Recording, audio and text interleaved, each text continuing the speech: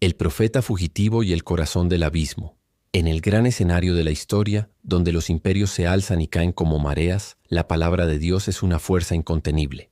A veces, elige a reyes y ejércitos para sus planes. Otras veces, elige a un solo hombre. Nuestra historia comienza con un hombre así: Jonás, hijo de Amitai, un profeta del Señor. Un hombre acostumbrado a escuchar la voz divina.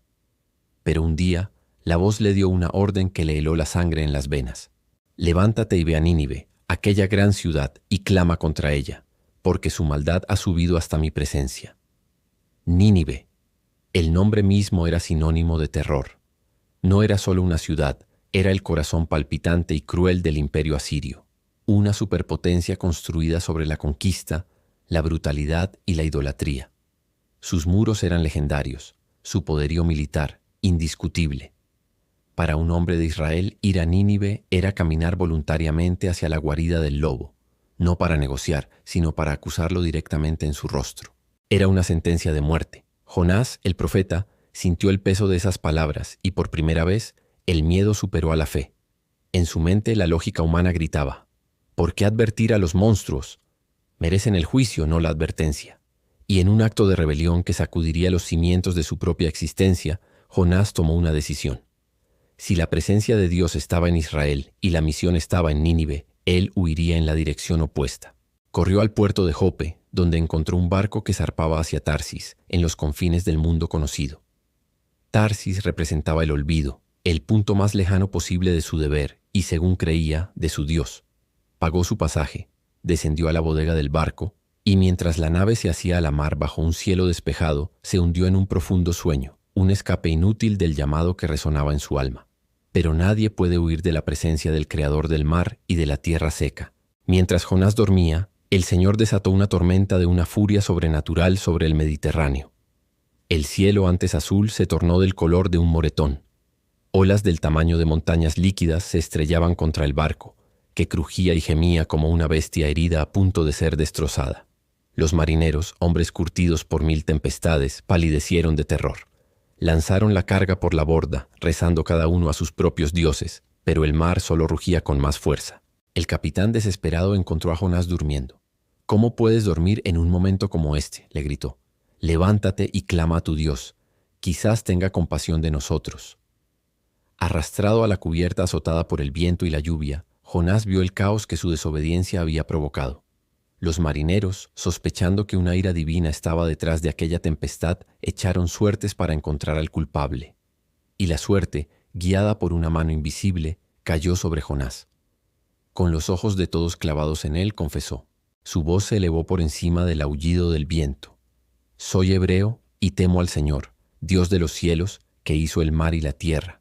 Y sí, es por mi culpa que esta gran tempestad ha venido sobre ustedes». Aterrados le preguntaron qué debían hacer. La respuesta de Jonás fue la de un hombre que finalmente acepta su destino. «Tómenme y arrójenme al mar, y el mar se calmará». Los marineros, a pesar de ser paganos, se negaron al principio. Remaron con todas sus fuerzas, luchando contra las olas para volver a tierra, pero fue inútil. El mar se enfurecía cada vez más contra ellos. Finalmente, sin otra opción, clamaron al Dios de Jonás pidiendo perdón por lo que iban a hacer. Y entonces tomaron al profeta y lo lanzaron a las fauces del abismo.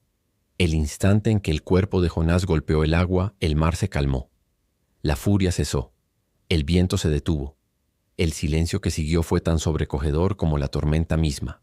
Los marineros, temblando, ofrecieron un sacrificio al Dios de Jonás, comprendiendo que habían sido testigos de un poder más allá de su entendimiento. Pero para Jonás, la historia apenas comenzaba. Hundiéndose en las profundidades heladas y oscuras, sin aire, sin esperanza, la vida se le escapaba. Y justo cuando la conciencia lo abandonaba, el Señor, cuyo juicio es tan grande como su providencia, intervino. No con un rescate, sino con una prisión.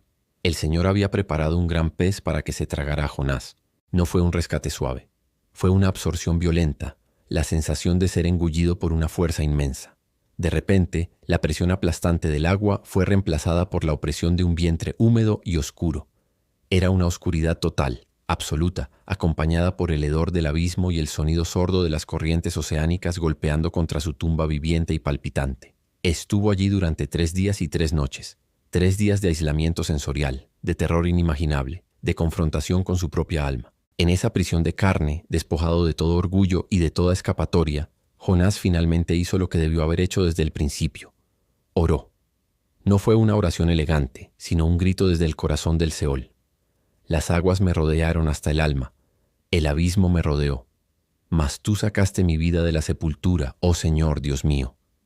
En la más profunda desesperación, encontró la más completa rendición. Y cuando su arrepentimiento fue total, el Señor dio una orden al pez, y éste vomitó a Jonás en tierra firme. Débil, cubierto de los jugos del mar, pero vivo y respirando, Jonás se puso de pie, un hombre renacido, y la voz de Dios vino a él por segunda vez. Levántate y ve a Nínive, y proclama el mensaje que yo te diré. Esta vez no hubo huida.